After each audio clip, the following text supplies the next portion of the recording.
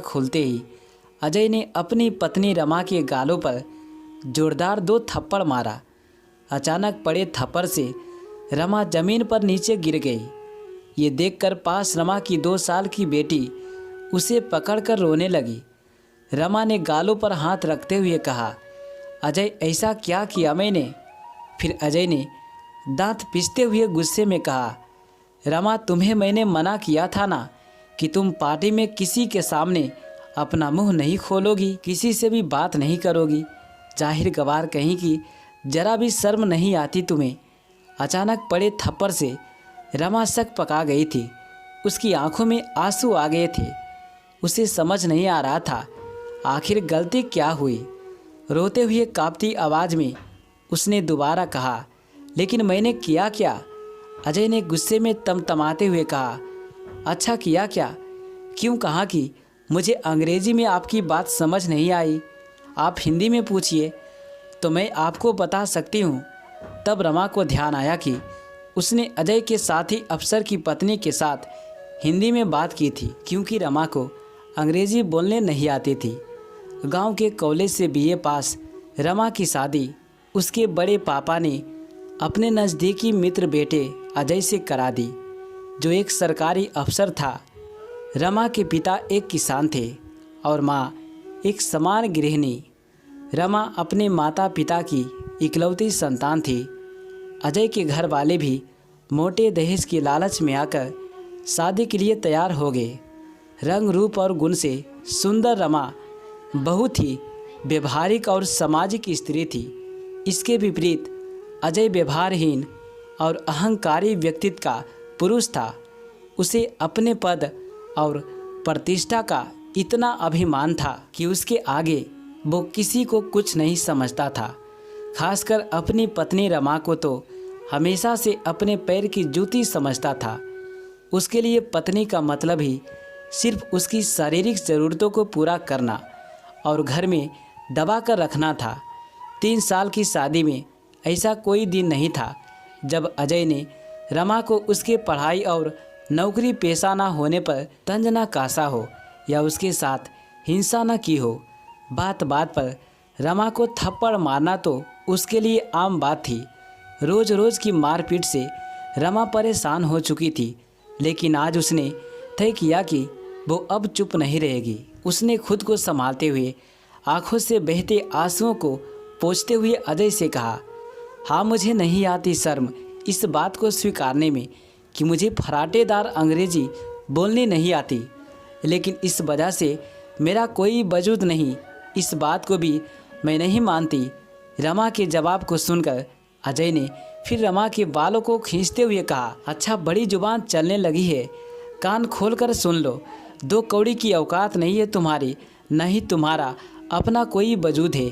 जिस दिन मैंने तुझे छोड़ दिया ना, उस दिन लोगों के घर जा जाकर नौकरानियों की तरह झूठे बर्तन धुलोगी और झाड़ू पोछा करोगी, तब जाकर मुश्किल से पेट भर पाओगी।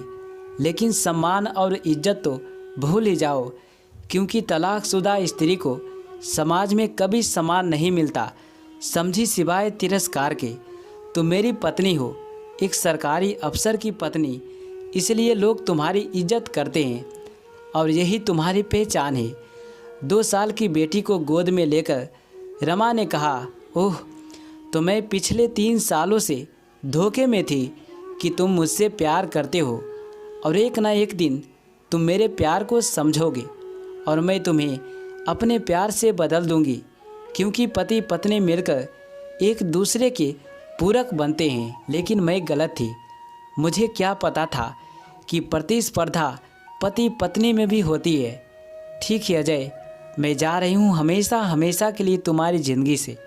अब तुम अपने स्टैंड की दूसरी पत्नी ले आना अपने लिए, मैं तलाक पेपर भेज दूंगी।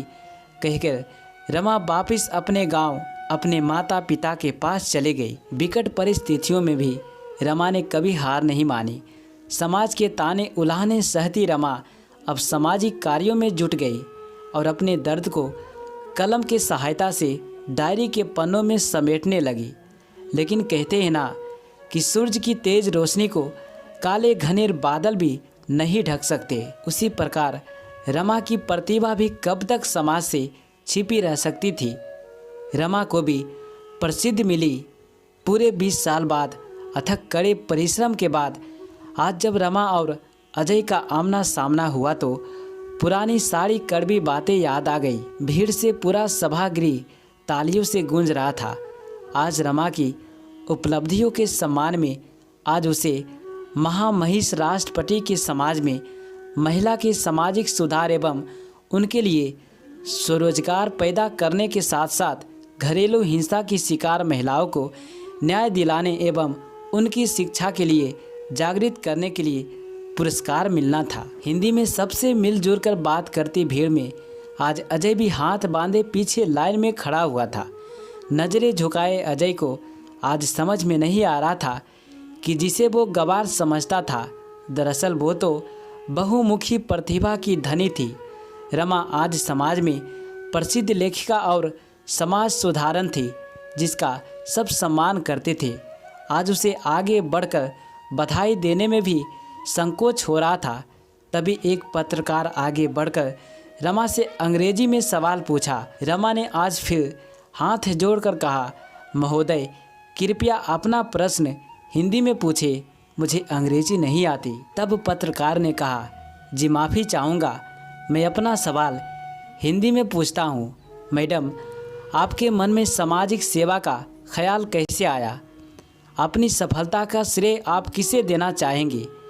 आज जहाँ लोग इंग्लिश मीडियम में अपने बच्चों को पढ़ा रहे हैं, बात कर रहे हैं, वहाँ आप हिंदी में लिखती हैं।